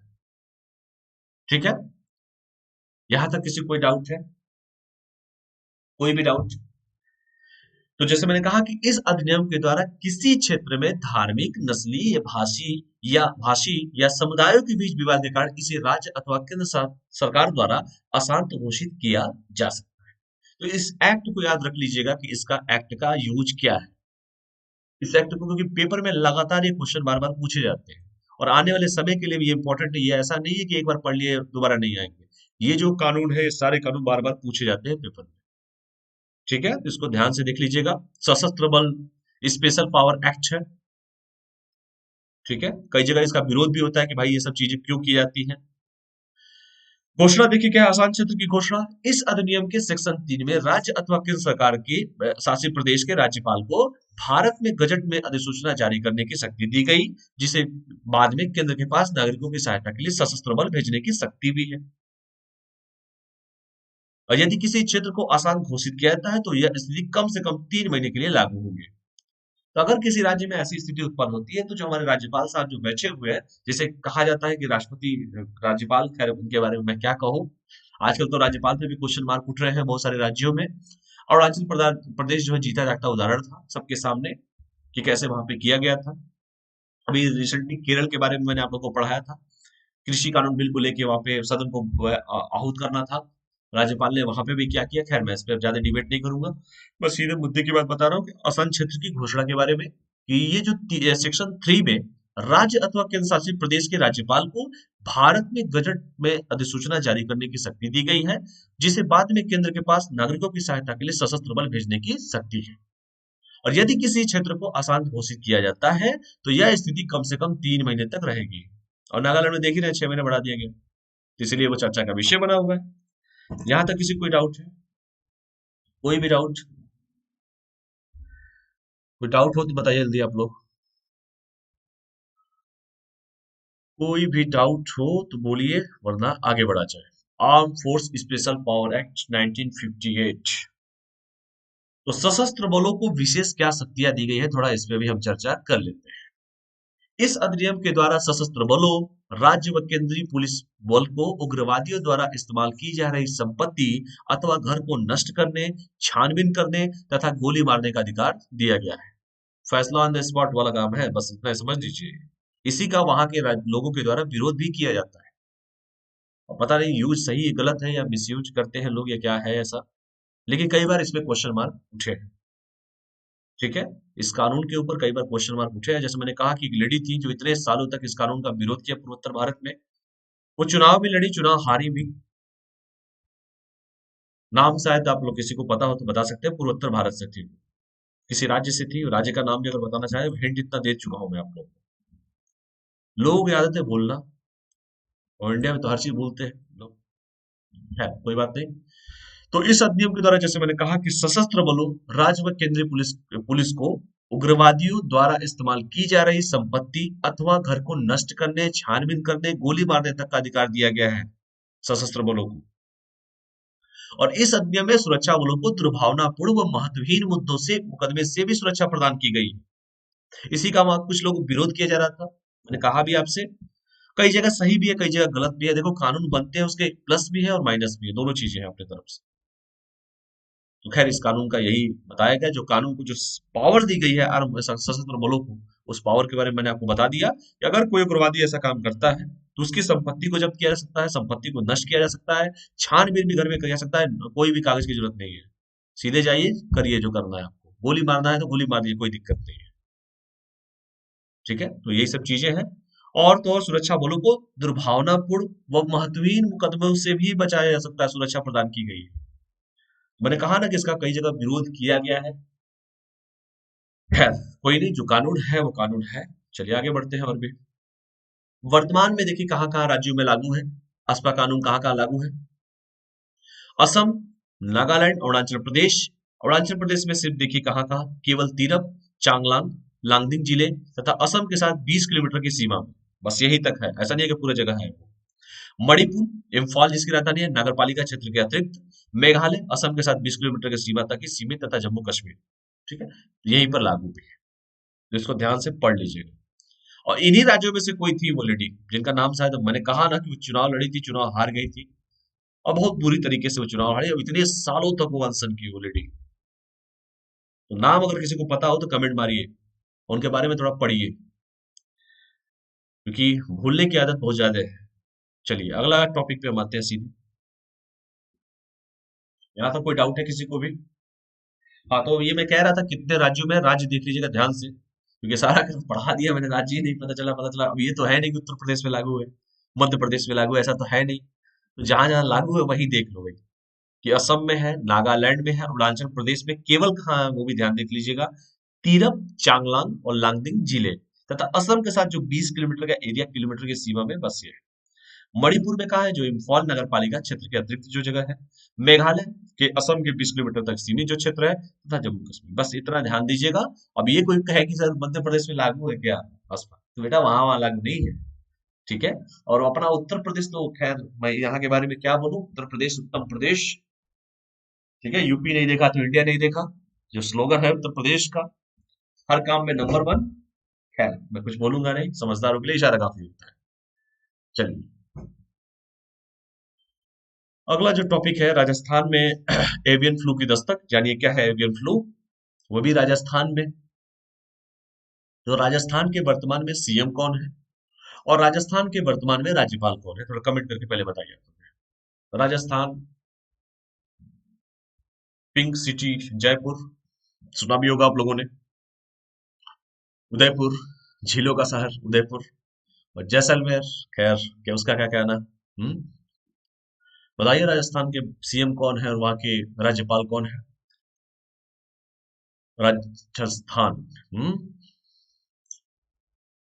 जल्दी जल्दी आंसर दीजिए सभी के सभी, क्योंकि मुद्दे कई चीजें होते हैं, और मैं कहता हूँ बार बार कि चीजों को पूरे डिटेल पढ़िए आप लोग। अगर यूपीएससी की तैयारी या कोई भी तैयारी करते हैं, तो जिनको जिस तरीके की तैयारी करना है अपने हिसाब से अपने उसको देख ले, कहाँ पे क्या है। अब एवियन फ्लू की बात की जाएगी तो राजस्थान की बात की जाएगी। तो राजस्थान के सीएम तो इतना तो पता होना चाहिए कि राजस्थान की सीएम कौन है, राजस्थान के राज्यपाल कौन है, इतना तो सबको पता होना चाहिए। तो खैर मुद्दे की बात कर लेते हैं कि राजस्थान के झालावाड़ शहर में बर्ड फ्लू के कारण 50 कौवे मारे गए हैं, और इस घटना के बाद 1 किलोमीटर के दायरे में कर्फ्यू लगाया गया। ले बताइए, ये क्या हो गया राजस्थान में, वो भी झालावाड़ शहर में ऐसा हो गया, किसके कारण? बर्ड फ्लू के कारण 50 कौवे मारे गए हैं, और इस घटना के बाद 1 किलोमीटर का जो एरिया है वहां पे कर्फ्यू लगाया गया है। तो ऐसा क्या हुआ वहां पे भाई साहब? वो भी 25 दिसंबर 2020 को झालवाड़ शहर के राडी के बालाजी मंदिर में लगभग 50 लोगों की मौत हो गई थी। देख लीजिए, एक वहां पर है। खैर, पशुपालन विभाग और वन्यजीव विभाग ने इस क्षेत्र का निरीक्षण किया, और भोपाल में राष्ट्रीय उच्च सुरक्षा पशु रोग प्रयोगशाला जो है, national high security animal disease laboratory में नमूने भेजे। भाई जाहिर सी बात है, पहुंचेंगे वहां पे, फिर नमूना लिया जाएगा, सैंपल लिया जाएगा, उसको भेजा जाएगा परीक्षण करने के लिए, भाई हुआ क्या था इनको, ऐसा क्या हो गया एक साथ। और इस प्रयोगशाला ने पता लगा कि यह पक्षी एवियन फ्लू से प्रभावित थे। बस यही सब चीजें हैं, यही मुद्दा है। खैर वो भी जानवर ही है, कौवा कको चेष्टा वको ध्यानम। हाँ, कौवे की तरह चेष्टा होनी चाहिए, बगले की तरह ध्यान होना चाहिए, यही सब बता पढ़ाया गया बचपन में आप लोगों को। तो यही सब चीजें हैं कि लगभग 50 कौवे की मृत्यु हो गई थी। फिर वहां पे टीम पहुंची, टीम ने उसको पकड़ा, मतलब उसका निरीक्षण किया, फिर पता चला उसको वो उठाएगा, फिर सैंपल लेगा, फिर उसको लैब में भेजेगा, लैब में पता चला कि यार एवियन इन्फ्लुएंजा से पीड़ित थे, प्रभावित थे। तो ये चीजें हैं, आगे बढ़ते हैं। यहाँ तक कोई डाउट है? बस सिंपल सी चीज है, अब इसमें तो ज्यादा नहीं समझाना मुझे लगता है जहां तक। ठीक है, और भी देखिए, बालाजी मंदिर के रानी के बालाजी मंदिर के आसपास 1 किलोमीटर क्षेत्र में शून्य गतिशीलता क्षेत्र घोषित किया गया है और इस क्षेत्र में धारा 144 लागू कर दी गई है और मनुष्यों में बीमारी के प्रसार को रोकने के लिए कदम उठाया गया कि भैया और किसी को ना पकड़ ले, अभी तो कोई पकड़ा है, इसीलिए ये किया गया है। मेन चीजें है कि एवियन फ्लू क्या है, इसके बारे में थोड़ा सा जान लीजिए क्या है। Avian influenza type A virus के संक्रमण के कारण होने वाली एक बीमारी है। ये पेपर में कई बार पूछा भी गया है और यह वायरस जलीय पक्षियों में स्वाभाविक रूप से पाए जाते हैं और यह वायरस घरेलू मुर्गे व अन्य पक्षियों और जानवरों को संक्रमित कर सकता है और एवियन इन्फ्लुएंजा वायरस के कारण होता है और ये पेपर में कई बार पूछा गया भी है। इसलिए आदमी लोग पहले बच के रहे, पहले तो अभी कोरोना महामारी से बच रहे हैं, इससे भी बचे और यहाँ पे तो खैर देख ही रहे हैं क्या हो रहा है। इसीलिए वहां पे लगा दिया गया धारा 144 कि भैया इधर एंट्री ना हो, कोई आए ना इधर, ताकि वो भी प्रभावित ना हो जाए इससे। ठीक है, तो यही है कि अगर कोई पूछे कि ये क्या है तो आप बताइएगा कि avian influenza type A virus के संक्रमण के कारण होने वाली एक बीमारी है और यह जो वायरस है वो जलीय पक्षियों में स्वाभाविक रूप से पाए जाते हैं और यह जो वायरस होता है घरेलू मुर्गे, अन्य पक्षियों व जानवरों को संक्रमित कर सकता है और एवियन इन्फ्लुएंजा इन्फ्लुएंजा वायरस के कारण होता भी है। यहाँ तक कोई डाउट है कि आगे बढ़ा जाए? और भी देखिए, और जो ये बताया मैंने H5N1 इंसानों को संक्रमित करने वाला पहला एवियन इन्फ्लुएंजा वायरस था। कई बार पेपर में आया है, यूपीएससी में क्वेश्चन पूछा गया है इसको, ये कई बार पेपर में क्वेश्चन पूछा गया है, यूपीएससी में भी पूछा गया है इसको। और पहला संक्रमण हांगकांग में 1997 में दर्ज किया गया। तो H5 जो N1 है इंसानों को संक्रमित करने वाला पहला एवियन इन्फ्लुएंजा वायरस था और पहला जो संक्रमण हुआ था हांगकांग में 1997 में दर्ज किया गया था। हालांकि सितंबर 2019 में विश्व पशु स्वास्थ्य संगठन ने भारत को इन्फ्लुएंजा वायरस H5N1 से मुक्त घोषित किया था, लेकिन इसके कुछ समय बाद ही दूसरा प्रकोप शुरू हो गया था। ये भी देख लीजिए, ये भी एक इत्तेफाक है और इस बार तो देख ही रहे हैं। खैर, तो इस चीजों को ध्यान दीजिएगा कि पहला संक्रमण जो इन्फ्लुएंजा वायरस का था वो किस देश में हुआ था, पहला संक्रमण का मामला कहाँ दर्ज किया गया था, कब किया गया था और H5N1 जिसकी हम बात कर रहे हैं वो क्या है, इंसानों को संक्रमित करने वाला पहला एवियन इन्फ्लुएंजा वायरस था और ये पेपर में कई बार पूछा गया है, पेपर उठा के प्रीवियस देख लीजिएगा आप लोग। और जैसे मैंने कहा कि सितंबर 2019 में विश्व पशु स्वास्थ्य संगठन ने भारत को इन्फ्लुएंजा वायरस H5N1 से मुक्त घोषित किया था, लेकिन इसके कुछ समय बाद ही इसका प्रकोप भी दिखाई दे दिया। तो यही सब चीजें हैं। ठीक है, ये कौवा जी है, देखिए, खैर मैं क्या बोलूं, अन्य घटनाएं देख लीजिए क्या हुआ। दिसंबर 2019 में एवियन बोटुलिज्म के कारण 18,000 पक्षी सांभर झील के पास मारे गए थे और सांभर झील कहाँ पर है बेटा, राजस्थान में ही है।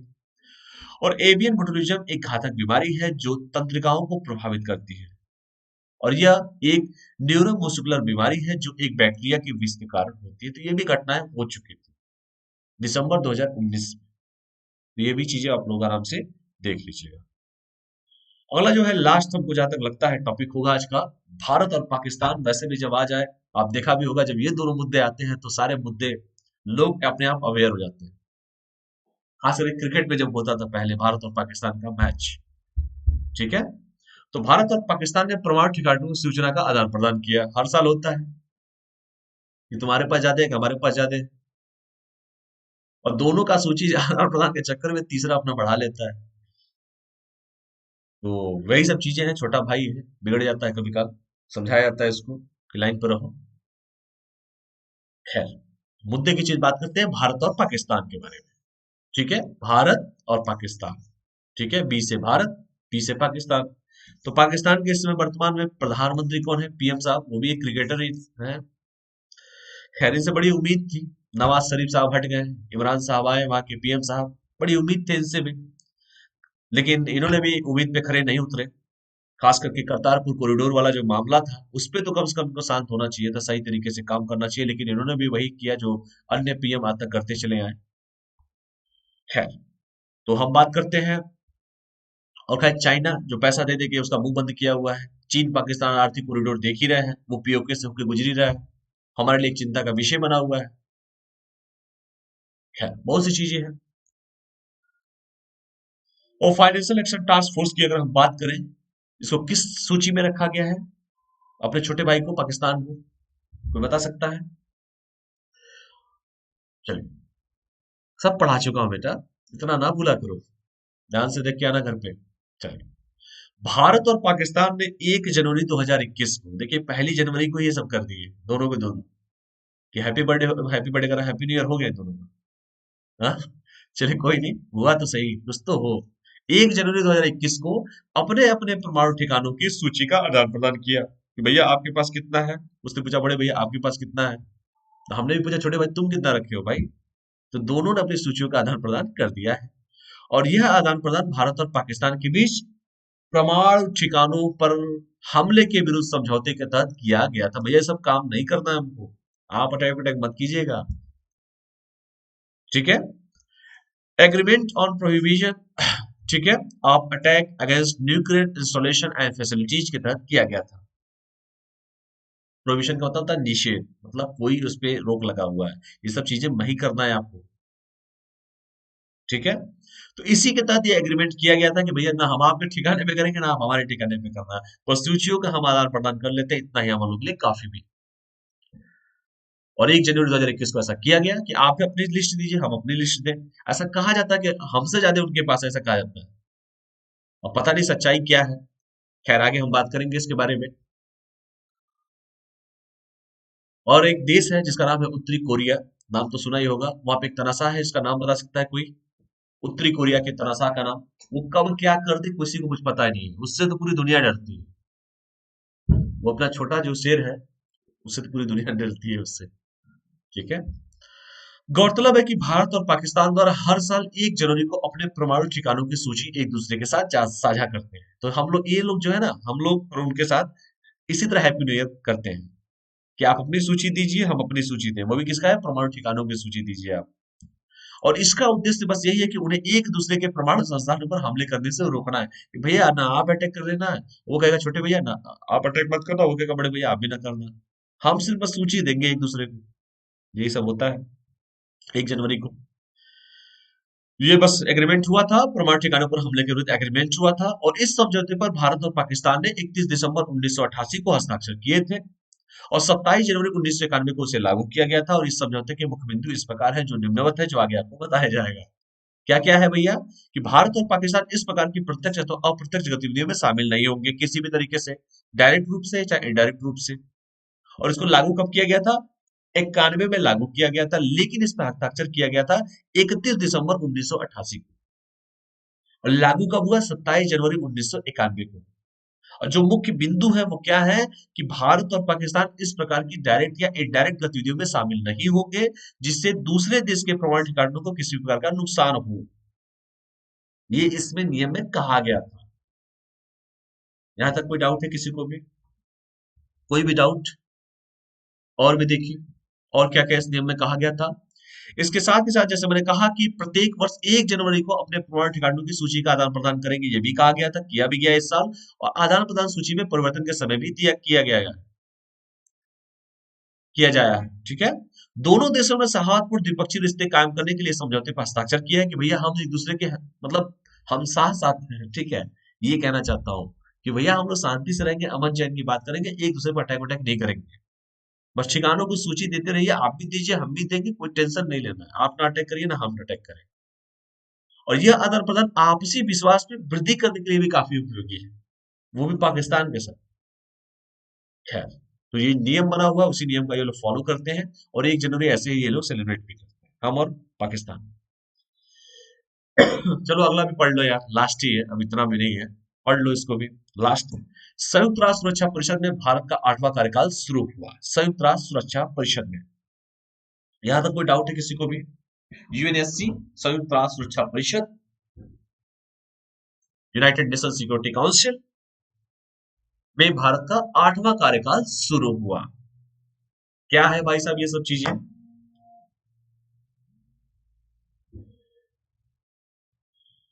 तो यहां तक किसी को डाउट है? कोई भी डाउट नहीं है तो फिर आगे बढ़ते हैं। गैर अस्थायी सदस्य के रूप में 1 जनवरी 2021 को संयुक्त राष्ट्र सुरक्षा परिषद में भारत का 8वां कार्यकाल शुरू हुआ। किस लिए हुआ भैया? गैर अस्थायी सदस्य के रूप में, क्योंकि हम वहां के अस्थायी सदस्य नहीं हैं। तो गैर अस्थायी सदस्य के रूप में 1 जनवरी 2021 को हम संयुक्त राष्ट्र सुरक्षा परिषद में भारत का 8वां कार्यकाल शुरू हुआ है। ठीक है, क्योंकि हम अस्थायी सदस्य तो है ही नहीं। और हाल के चुनाव में भारत ने 192 वैध मतों में से 184 वोट हासिल किए थे, सोच लीजिए। और इससे पहले भारत को 7 कार्यकाल के लिए परिषद के गैर अस्थायी सदस्य के रूप में चुना गया था। और रिसेंटली जो चुनाव हुआ था, उस चुनाव में बताइए कि 192 जो वैलिड मतों में से 184 वोट भारत को मिला था, और इसीलिए भारत को 8वां कार्यकाल शुरू हुआ। और अब तो बात की जा रही है कि भैया इसको अस्थायी बनाओ ना, इसको, वो भी हम जो उभरते हुए इकोनॉमी है, सेकेंड लार्ज पॉपुलेशन, हमारे पास क्या नहीं है। जो लोग बनाए हैं नियम कानून, समय के साथ परिवर्तन तो उनको करना है, लेकिन खैर बरसात भी तो उनको काम करनी है। खैर, बात हो रही है, बहुत सारे देशों का समर्थन है। और जैसे मैंने कहा कि 192 वैध मतों में से 184 वोट हासिल हम लोगों ने किया है। और जैसे मैंने कहा कि इतने सालों से 7 कार्यकाल समाप्त कर चुके हैं हम लोग, परिषद के गैर अस्थायी के रूप में इसको चुना गया है। ठीक है, 8वां कार्यकाल शुरू हो गया। अब थोड़ा इसके बारे में हम लोग बात करते हैं संयुक्त राष्ट्र सुरक्षा परिषद में। संयुक्त राष्ट्र सुरक्षा परिषद सबसे शक्तिशाली और संयुक्त राष्ट्र के 6 प्रमुख अंगों में से एक है। और संयुक्त राष्ट्र चार्टर के अंतर्गत अंतर्राष्ट्रीय शांति और सुरक्षा का संरक्षण इसकी प्राथमिक जिम्मेदारी है। तो जैसे मैंने कहा ना, 6 प्रमुख अंगों में से एक है संयुक्त राष्ट्र सुरक्षा परिषद भी। और यह जो है संयुक्त राष्ट्र चार्टर के तहत अंतर्राष्ट्रीय शांति, इंटरनेशनल शांति, पीस की जहां बात हो, सुरक्षा की बात हो, सुरक्षा का संचरण इसकी पहली प्राथमिकता है। यहां तक किसी को कोई डाउट है तो पूछ सकता है मुझसे। कोई डाउट है किसी को? यूनाइटेड नेशन सिक्योरिटी काउंसिल 8वां कार्यकाल शुरू हो चुका है। 192 में 184 वोट भारत को मिला भी था। यहां तक किसी को कोई डाउट है? डाउट हो तो बताइए आप। और आगे बात करते हैं। इसमें वीटो शक्ति वाले 5 अस्थायी देशों सहित 15 सदस्य होते हैं। यही वीटो शक्ति है जिसका जो फायदा बार बार चाइना लगाता है। जब भी हम ब्लैकलिस्ट करना चाहते हैं पाकिस्तान को, कि वीटो पावर का यूज करके चाइना हमेशा उसको बचाता है। आपने बार बार देखा होगा, जितने भी आतंकवादियों की सूची दी जाती है, जो वहां पे आतंकवादी गिरोह है, जो इंटरनेशनल ग्रुप चलाते हैं अपना, जब भी बचाने का काम होता है पाकिस्तान को, जब भी हम उजागर करने की कोशिश करते हैं संयुक्त राष्ट्र में, बार बार वीटो शक्ति का पावर यूज करता है चाइना, जो कि उसका अस्थायी सदस्य है संयुक्त राष्ट्र सुरक्षा परिषद का। खैर, आगे बात करते हैं इसमें कि वीटो शक्ति वाले 5 अस्थायी सदस्यों सहित 15 सदस्य होते हैं, जिसमें जो है 5 जो अस्थायी सदस्य हैं, जिनका नाम ध्यान से पढ़ लीजिएगा, पेपर में पूछे जाते हैं। चीन है, यहाँ तो माशाल्लाह एक राष्ट्रपति है, इनके बारे में क्या कहना। इन्होंने तो कोरोना वायरस महामारी ऐसी दे दी, उसके बाद कहा हम तो कुछ किए ही नहीं है। नाम तो बता सकता है कोई राष्ट्रपति का? बड़े पहुंचे चीजें हैं। चीन के वुहान शहर से निकला, बाद में कहा हम तो, हमारे क्या से कुछ हुआ ही नहीं है। अरे तुम्हारे क्या से कुछ नहीं हुआ तो तुम्हारे क्या कैसे सब कुछ सही हो गया यार? इकोनॉमी तुम्हारी, पूरी दुनिया कोरोना महामारी झेल रही है, तुम ब्रह्मपुत्र नदी में बांध बना रहे हो। हम तो कुछ किए ही नहीं है। खैर, फ्रांस भी है इसमें, रूस भी है, यूनाइटेड किंगडम भी है और अमेरिका भी है। ये 5 जो महारथी जो हैं, ये सब संयुक्त राष्ट्र सुरक्षा परिषद का स्थायी सदस्य हैं। और 10 जो है, जैसे मैंने कहा कि टोटल 15 होते हैं, जिसमें 5 अस्थायी होते हैं और 10 जो होते हैं गैर अस्थायी सदस्य के लिए 2 साल के लिए चुने जाते हैं, गैर अस्थायी सदस्य के लिए। तो जो वीटो शक्ति की जो मैं बात कर रहा हूं, जब आप इंटरनेशनल रिलेशन पढ़ेंगे आपको खुद पता चल जाएगा वीटो शक्ति क्या होता है, वीटो पावर क्या होता है। और मैंने कहा ना, पाकिस्तान वाले केस में हमेशा यही होता है, हमेशा चाइना बचा लेता है उसको, इसी वीटो शक्ति की पावर की वजह से। खैर, आगे देखते हैं। इसकी शक्तियों में शांति नियंत्रण संचालन की स्थापना, अंतर्राष्ट्रीय प्रतिबंधों की स्थापना, यूएनएससी संकल्पों के माध्यम से सैन्य कार्रवाई के प्राधिकरण शामिल हैं। और यह एक संयुक्त राष्ट्र निकाय है जिसके पास सदस्य राज्यों के बाध्यकारी प्रस्ताव जारी करने का अधिकार भी है। तो यही सब चीजें हैं, आराम से पढ़िए, मजे लीजिए इसको। ठीक है, तो इन सब शक्तियों में जो है सारी चीजें हैं, मैंने आपको बता दिया, आराम से इसको आप लोग पढ़ लीजिएगा। यहाँ तो किसी को कोई डाउट हो तो आप पूछ सकते हैं। तो 5 अस्थायी सदस्य कौन है और 10 गैर अस्थायी सदस्य कौन है, उनका कार्यकाल कितने सालों का होता है, ये आराम से पढ़ लीजिएगा। ठीक है, हमारा कौन सा कार्यकाल चल रहा है ये भी ध्यान से पढ़ लीजिएगा। यहां तक कोई डाउट है किसी को भी? यहां तक किसी को भी डाउट? तो पेपर में कहीं पे भी घुमा फिरा के क्वेश्चन आए तो इस चीजों को ध्यान रखिएगा। यूएनएससी शांति के खिलाफ खतरे को नियंत्रित करने और आक्रामकता का जवाब देने के लिए उत्तरदायी है। यह राज्यों के बीच संघर्ष या विवाद को सुलझाने के शांतिपूर्ण साधन खोजने के भी प्रयास करता है। और यह संयुक्त राष्ट्र महासचिव की संयुक्त राष्ट्र महासभा की नियुक्ति और संयुक्त राष्ट्र में नए सदस्यों के प्रवेश की सिफारिश भी करता है। तो ये सारी चीजें हैं, ये यूएनएससी की जिम्मेदारी है, ये सब करना है ही उनको, क्योंकि शांति की ये लोग बात करते हैं। दूसरों की शांति छीनने वाले लोग कुछ ऐसे लोग हैं जो अस्थायी सदस्य हैं, वो शांति की भी बात करते हैं। खैर, यूनाइटेड नेशन संयुक्त राष्ट्र सुरक्षा परिषद तो एक परिषद है, काउंसिल है, इसमें जो सदस्य मैं उनकी बात कर रहा हूँ, सिर्फ चाइना पे मैं बोल रहा हूँ, बाकी किसी पे नहीं ऐसा बोल रहा हूँ। तो मैंने कहा कि यूएनएससी शांति के खिलाफ खतरे को निर्धारित करने और आक्रामकता का जवाब देने के लिए उत्तरदायी है, और यह राज्यों के बीच संघर्ष या विवाद को सुलझाने के शांतिपूर्ण साधन खोजने के लिए भी प्रयास करता है। किसी भी विवाद को सुलझाने की बात करता है और शांतिपूर्ण साधन उसे खोजने की बात करता है कि किस तरीके से उसको शांतिपूर्ण साधन खोजा जाए कि जिससे विवाद सॉर्ट आउट हो। कोई भी विवाद देश नहीं करना चाहता है। और जैसे मैंने कहा कि ये संयुक्त राष्ट्र महासचिव की संयुक्त राष्ट्र महासभा की नियुक्ति और संयुक्त राष्ट्र में नए सदस्यों के प्रवेश की भी सिफारिश करता है। खैर, सिफारिश की जा रही है भारत को भी, देखते हैं कब तक क्या होता है क्योंकि हमें भी बेसब्री से इन चीजों का इंतजार है, इतने सालों का दर्द है, इन चीजों का इंतजार है और होना भी चाहिए। यहाँ तक किसी कोई डाउट है? जो इनका मुख्य काम है उन काम को आपको बता दिया। ये काम का मतलब ये है कि शांति के खिलाफ खतरे को निर्धारित करने और आक्रामकता का जवाब देने के लिए भी ये उत्तरदायी है। इसके साथ ही साथ संघर्ष या विवाद को सुलझाने के शांतिपूर्ण साधन खोजने के लिए भी प्रयास करता है। और जब मैंने कहा कि संयुक्त राष्ट्र महासभा की संयुक्त राष्ट्र नियुक्ति और संयुक्त राष्ट्र में नए सदस्यों की प्रवेश की एंट्री की भी सिफारिश करता है, हम उम्मीद करते हैं कि जल्दी हमारी भी कोई सिफारिश की जाएगी। ठीक है, भारत की भी। अब बेटा लास्ट है, इसको भी पढ़ ही लेते हैं, क्यों, क्या कहते हैं आप लोग? पढ़ लिया जाए? चलो कल पढ़ लेंगे, ठीक है। चलो, ये लास्ट था, एम्स की स्थापना, चलिए कल कर लेंगे। ये टेलीग्राम का लिंक है, चलिए मैं आप लोगों की बात को समझ गया, ठीक है। ये टेलीग्राम का लिंक इसे कहते हैं, इस टेलीग्राम के लिंक से सभी लोग जुड़ जाइएगा। अनअकैडमी प्रिंस जायसवाल के नाम से टेलीग्राम का लिंक है।